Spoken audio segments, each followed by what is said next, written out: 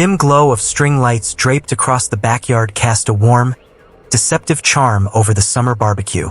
The air was thick with the scent of grilled burgers, laughter, and the faint hum of a playlist I'd curated for the occasion. It was our annual neighborhood cookout, a tradition my wife, Claire, and I had hosted for the past 5 years in our suburban home. But tonight, the smiles I plastered on felt like a mask, hiding the suspicion that had been eating me alive for weeks. Claire and I had been married for 7 years, our love story one of those meet cuties you'd see in a rom-com. We'd bumped into each other, literally, at a coffee shop, her latte spilling across my sketchbook. She'd laughed, helped me clean up, and by the end of the week, we were inseparable. But lately, the warmth in her eyes had faded. She'd been distant, her phone glued to her hand, her excuses for late nights at the gallery, where she worked as a curator, growing flimsier. Then there was the text I'd glimpsed last week from an unsaved number, "Meet me at the usual spot. Wear that blue dress." I hadn't confronted her. I needed proof, not a fight. Tonight, I'd set a trap, though I hadn't expected it to spring so spectacularly. My best friend, Nate, was in town for the weekend. He was a photographer always on the road, and his visits were rare. Claire had only met him a handful of times, but I'd noticed something odd the last time he was here. She'd been overly curious about his travels, his schedule, his life. I brushed it off then, but now, with my suspicions at a boiling point, I'd asked Nate to help me test her. Nate was tall, broad-shouldered, with a rugged charm that turned heads. He'd agreed to play along, though he thought I was paranoid. "Claire's crazy about you, man," he'd said, clapping my shoulder. "But if it'll ease your mind, I'll do it." The plan was simple. Nate would arrive late, slip into the backyard through the side gate, and linger near the pergola where Claire often stole away for work calls. I told her Nate was stuck in traffic, so she wouldn't expect him. If she was cheating, maybe she'd reveal something. The party was in full swing, neighbors mingling, kids chasing fireflies, and Claire flitting about in a navy sundress that made her look like she'd stepped out of a magazine. I kept my distance, flipping burgers at the grill while watching her from the corner of my eye. She was charming as ever, laughing with Mrs. Henderson about hydrangeas, but her glances at her phone were too frequent, her smiles too forced. Then I saw it. Claire slipped away from the crowd, her phone pressed to her ear, heading toward the pergola at the far end of the yard. My heart thudded. I nodded at Nate, who just arrived and was waiting in the shadows by the garage. He gave me a grim look, then moved silently toward the pergola, his dark jacket blending into the dusk. I stayed at the grill, my hands shaking as I flipped a patty I didn't care about. Minutes passed, each one heavier than the last. Then I heard it, a soft giggle, unmistakably Claire's, followed by a low murmur.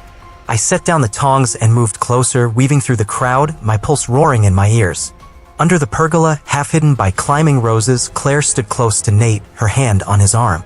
The string lights cast a soft glow, illuminating her face, flushed, eager, unguarded. "I've been waiting all night," she whispered, her voice sultry. "You're late, you know." Nate played his part perfectly, leaning in just enough to keep her talking. "Couldn't help it," he said, his voice low. "You look incredible." She laughed, stepping closer, her fingers brushing his chest. "You always say that, Ethan." My blood froze. Ethan? Who the hell was Ethan? Nate's name wasn't Ethan, and neither was mine. Claire was so caught up, she hadn't even realized she was talking to the wrong man. I stepped out from behind a tree, my voice cutting through the night like a blade. "Ethan, huh? Wrong guy, Claire." She spun around, her eyes wide with panic. "Evan!" she gasped, then froze, her gaze darting between me and Nate, her face drained of color as realization hit. "Wait, Nate." Nate stepped back, hands raised. "Sorry, Claire. Evan asked me to help figure out what's going on." Looks like we did. The backyard seemed to hold its breath. A few neighbors nearby turned, sensing the shift in the air. Claire's mouth opened, but no words came. Her phone slipped from her hand, hitting the grass with a soft thud. "Who's Ethan?"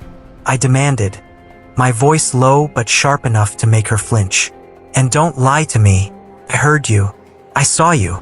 Evan, she stammered, her hands twisting together. "It's not what you think." "Then what is it?" I snapped, closing the distance between us. "Because it looks like you thought my best friend was your lover. You were ready to throw yourself at him, and you didn't even notice it wasn't Ethan." The crowd was gathering now, whispers rippling through the guests. Mrs. Henderson's eyes were wide, her wineglass forgotten. Claire's cheeks burned, but she lifted her chin, defiance flickering in her eyes. "You're blowing this out of proportion," she said, her voice trembling. "Ethan's just a friend from work. We talk sometimes. It's nothing." "A friend you meet in secret?" I shot back. "A friend you wear that dress for? A friend you sneak off with at our own party?" I gestured at Nate, who looked uncomfortable but stayed silent. "You didn't even recognize him, Claire? That's how far gone you are." Her defiance crumbled, tears welling in her eyes. "Evan, please. Let's talk inside." "No," I said, my voice steady despite the ache in my chest. 7 years, Claire. 7 years of trust, of building a life together. And you throw it away for some guy named Ethan, right here, in our backyard. You didn't even see me watching. The neighbors were openly staring now, some pretending to look away, others not bothering to hide their curiosity. Nate cleared his throat. "I'm gonna head out," he muttered, giving me a nod before slipping away. I didn't blame him. This was my mess to finish. Claire reached for my arm, but I stepped back. "I'm done," I said, the words heavy but final. "You can explain to Ethan, whoever he is.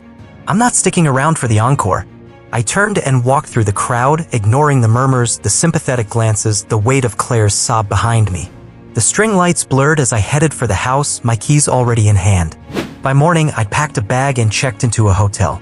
Claire's texts flooded my phone, apologies, excuses, please, but I didn't respond. I'd caught her not just in a lie, but in a moment so careless she hadn't even seen the truth standing right in front of her. Weeks later, I learned through a mutual friend that Ethan was a co-worker at the gallery, married, with a reputation for charming his way through the staff. Claire had been one of many, and when their affair came to light, she lost her job. I didn't gloat. I didn't care. I'd rented a small apartment downtown, my sketchbook open again, new designs spilling onto the pages. The pain lingered, but so did my freedom. I'd caught her, and in doing so, I'd found myself.